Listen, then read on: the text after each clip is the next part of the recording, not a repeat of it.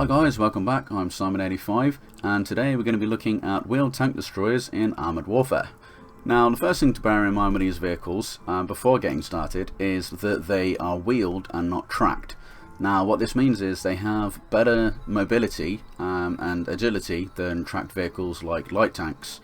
However, that can also be a problem in the respect of because they're higher speed and they're slightly more mobile. If you hit terrain while going full speed, that can knock you off course or cause you to spin, hit a building, another vehicle, and that in itself can be a problem. The advantage is of course that you can't be tracked out in the open anywhere near as easily,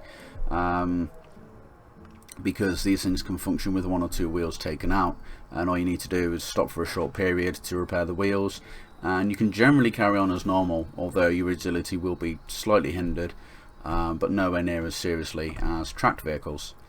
Next, the armour on these things is fairly non-existent. If we take a look at the Dragoon 90, which is the tier 3, if we have a look here on the armour display, you have 15mm of armour all the way around, and that doesn't change for AP, HE or SC.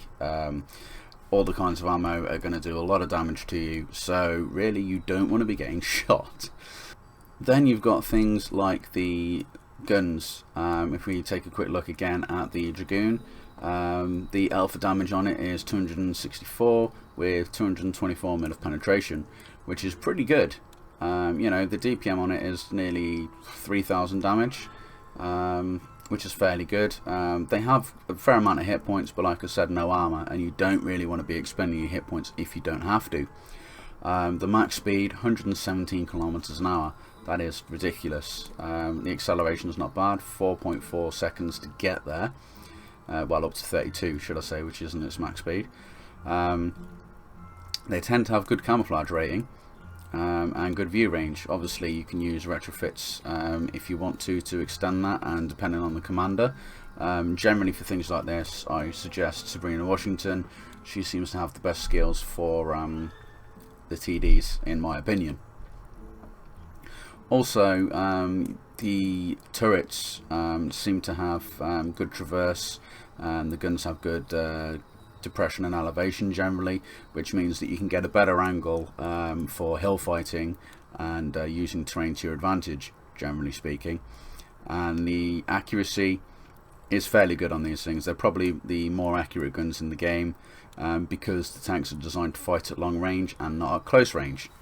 Generally speaking, how you want to be using these vehicles is staying at long range, letting your other tanks spot, letting the MBTs take the damage, and you want to be at the back using bushes and rocks to hide or be camouflage and snipe. And that is generally what these tanks are designed for. Now that being said, what you shouldn't be doing is staying static in one position. That is not what these tanks are designed for. They are quick and agile for a reason, not just to get out of trouble as you might think. That does work, but initially you want to be not in trouble in the first place. So if you're in a good position to start with from the start of the round, you find your position, you stay there for a while, you get some shots in, but always be aware of the map.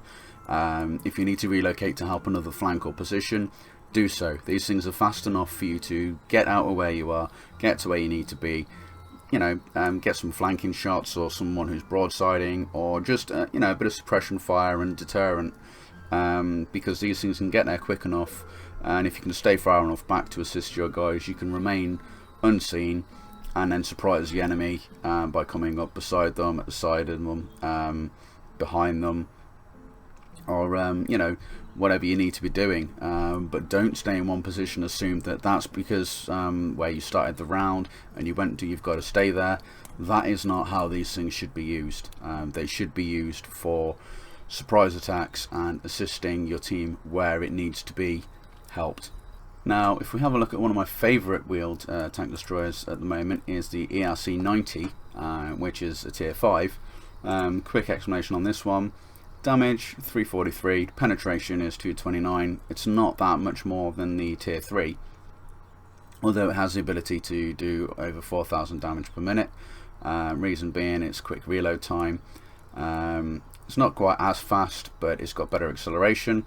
And the gun depression on this thing is amazing. It is very good at hill fighting. If you can get someone off guard on a hill, basically your gun depression will annihilate them, which is something that you need to bear in mind. Also, you have 6 wheels, so it's even harder for you to be taken out of action by not being able to move. The armor is actually less than tier 3, and you're a higher tier, which means everyone else is using more powerful guns, and you are going to be in serious trouble if you try and one-on-one anybody, or you get into the middle of a close range fight. You're probably not going to survive. So really you need to be staying at the back or doing drive-bys to make best use of this tank. So let's have a look at what this tank's actually capable of. I've got an example video where me and my friends under 77 did extremely well. You know, work as a team. If you platoon with someone, really communicate with each other, explain what you're going to do, see if one of you has a better idea than the other. Always be aware of the map, and if you need to relocate, do so. You're not going to lose anything by doing so. You know, people may moan and say, oh, why are you abandoning us, or whatever, but that's on you. That's a decision you need to make. Also, at the end of the video, I'll explain something else a bit more, but if you do make a mistake, that's okay. Everybody makes mistakes. Just be aware that you've done so and learn from it, as opposed to saying, well, I did everything right, and you know, it's everybody else's fault. That is simply not the case. If you make a bad call, learn from it, don't do it again. You know, just because something works in one round, say for instance you find a really good position to snipe from and it works, doesn't mean it's going to work every round, because the enemy team is going to be different, their tank composition is going to be different, your team is going to be different. So the same thing doesn't work every single round. Be able to adapt, be aware of your surroundings, you know, try and work with your team and the composition, and just stay out of trouble with these things. They're no good at encounters which involve close range fighting or multiple vehicles. You want to be staying as far back and unseen as possible to snipe and make use of your long range accuracy. So let's have a quick look at exactly what I mean, and I will explain things as we go along. So at the start of a round, what you really want to be doing is deciding what location you're going to take up primarily and try and snipe from. That is the role that you want to initially be taking, is staying behind your teammates, letting them do the spotting, let the MBTs take the damage, and you sit far enough back that you can mostly avoid being spotted and do quite a lot of damage. Now these things are fast and agile, as you see here. That guy's going to get in my way, so hard left, round here. Still struggling to maintain the spin on the tank. Because of the high speeds, they can drift quite easily, or if you hit a bump in the terrain, it can knock you off course relatively easily. Now I was going to go up to a little camping spot further left than here, which has bushes and a few rocks. However, instead of going into the town, they seem to be coming around the town, and there do seem to be quite a lot coming on the left flank to oppose us. So really I want to stay as far back as I can. We'll try and get a few shots into these guys. I should be far enough back for at least a little while that I can have the advantage with our guys in front of me spotting. I should be far enough back to avoid being spotted by most of these guys until they get some form of scout or tank with good vision into position. Again, I'm still pushing around the middle, keeping an eye on all things around this area, and that's really another thing that you need to work on, is map awareness. Always keep an eye on what's actually going on the grand scheme of things, the bigger picture. I can't penetrate this guy, but that shot gets me spotted. Shot comes in and my wheel takes it. Luckily, not actually doing any damage. So the advantage with this position is that I can roll down this hill. However, I wasn't spotted at that point, but the enemy team seemed to be blind firing. Xander 77 also said they were blind firing his position. And then I take a look at the map and realise there is a lot of tanks on this flank for the enemy team. So they've got the firepower to just sort of suppress areas where they think tanks are, or at least were last spotted. So that's going to be a bit of an issue. These guys are also pushing around the middle, so I'm aware of that. Again, another shot doesn't connect, so gets me spotted. I need to find a much better position. I just don't have the angles or the elevation. So this hill up here is slightly more elevated than the ground I was on. Let's see if that can be of any benefit. And that's really another thing you need to take into consideration with the wheel TDs. Here we go, this guy's broadsiding, so we'll do some damage into him and just knock ourselves down here a little bit to avoid being shot, although not too fast or too far, otherwise we'll fall and do a lot of damage to a relatively low hit point tank. I say relatively low, it has over 1,000 hit points to start, which is very nice, but they don't last very long if you start taking fire. Now at this point we have a look, and the enemy team have committed most of their forces, by the looks of it, to that left flank, and staying there is not going to provide us any joy. They have a terrain advantage, they can hide easily, and trying to pierce all their frontal armour as they're getting closer, it's just going to get us spotted and probably killed. So we decide, well, if we can free up our guys on the right flank, they can come round and help us with the other guys that are causing so much trouble.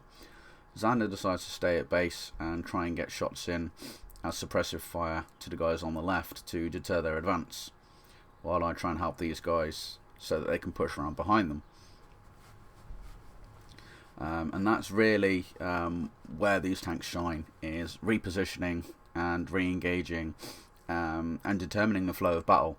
The thing you don't want to be doing is letting the enemy determine where you should be, what you're going to do. Really, in one of these vehicles, that's your job. You want to be determining what's going on, try and push people into where you want them, and use your long range and the good accuracy on these guns to cause problems for the enemy team.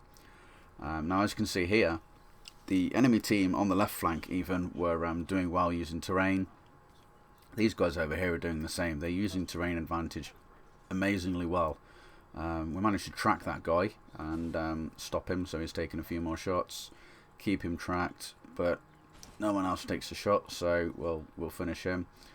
And now it's this ERC that we just all seem unable to hit. He's just so agile.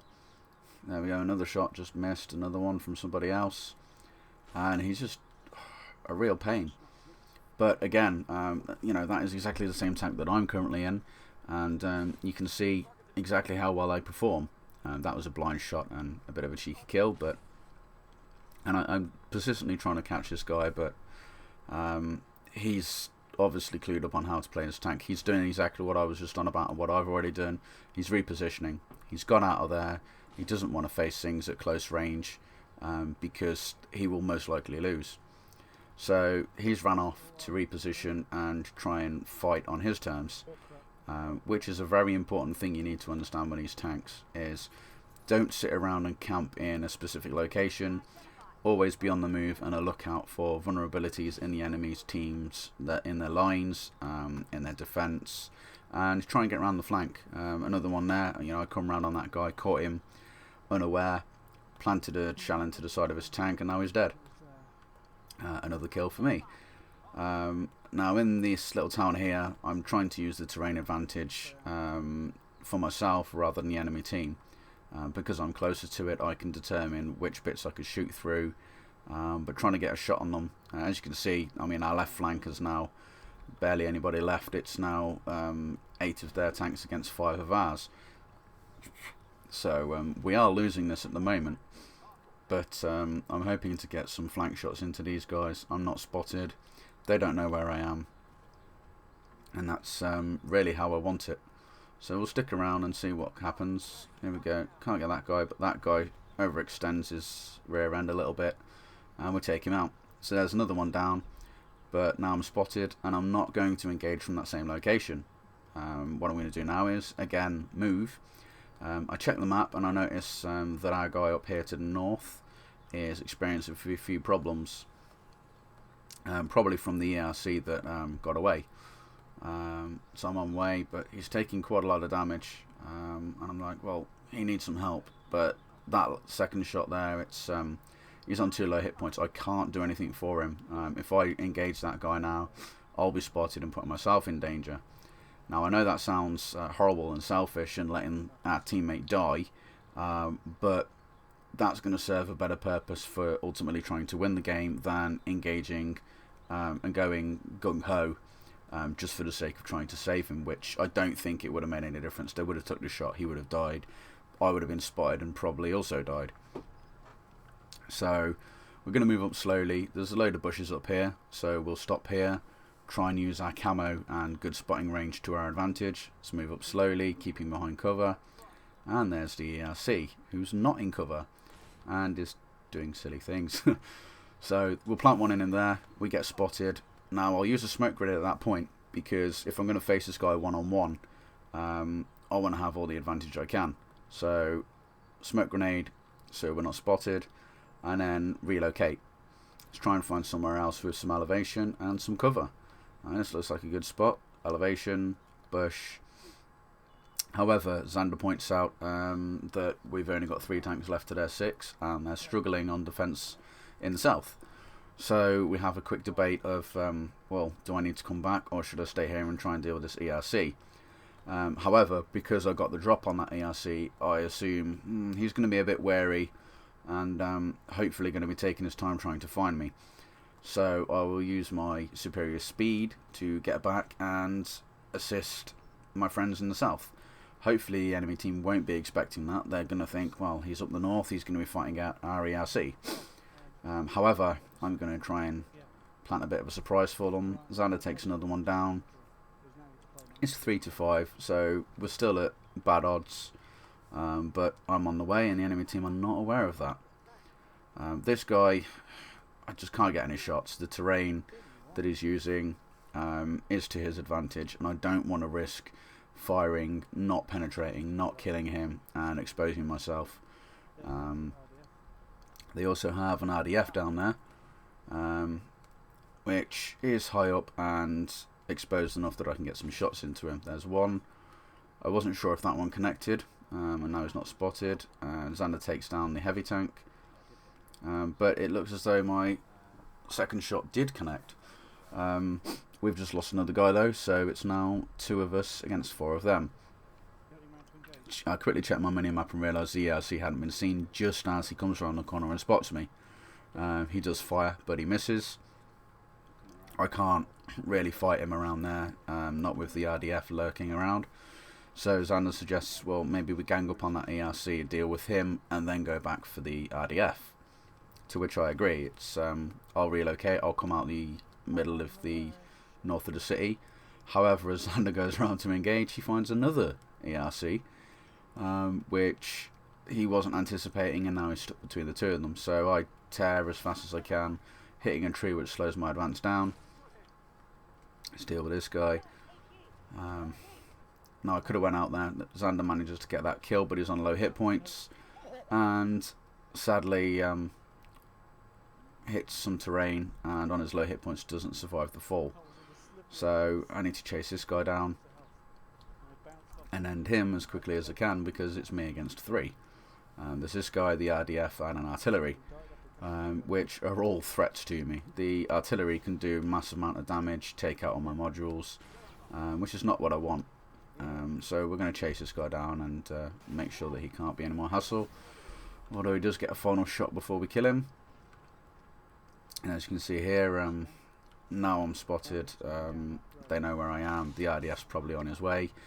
So I make the call, well, if I deal with the artillery first, then that increases my chances of being able to deal with the RDF, which has a much better view range and speed and capability of killing me than the artillery does without any spotting.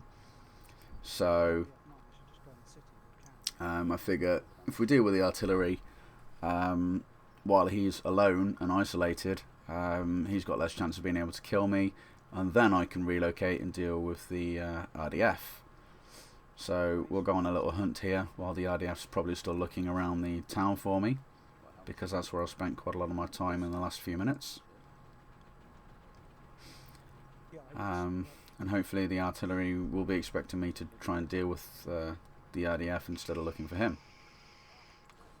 There we are, here he is. He wasn't even looking this way. However, I managed to bounce a shot off him, so that was good. Let's get some damage. Another one bounces off, and there we go.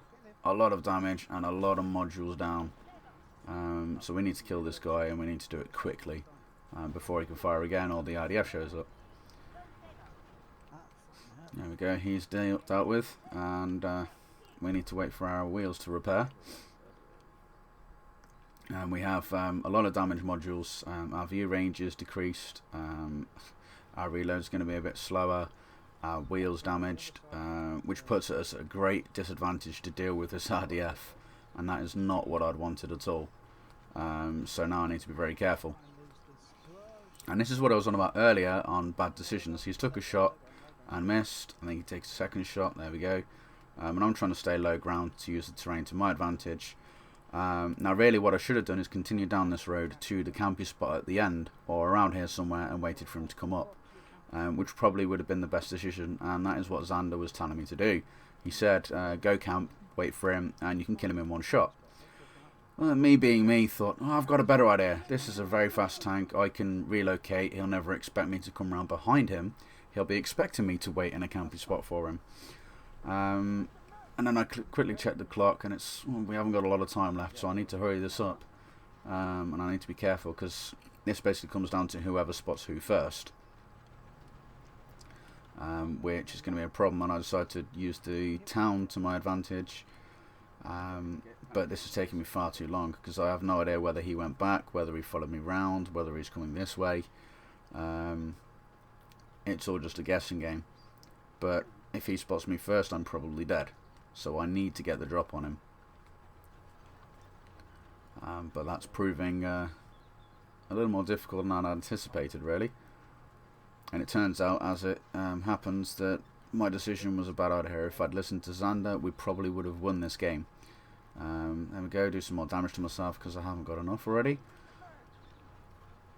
I'm basically rushing now, the time is counting down, and I really need to kill this guy for the win. But I'd wasted too much time driving around trying to be clever. Which, you know, learn from your decisions and your mistakes. This was a mistake. I really should have waited for the win. I'm happy with the draw, but really we should have won this game. We put enough effort into it between myself and Xander that we deserved it. But there you go, a bad decision was made, and that decided a draw instead of a win. So there we have it. So upon checking the end of game results, obviously me and Xander got top spot. We got 4k damage each and 11 kills between us. I also got the ace tanker and the spotting medals.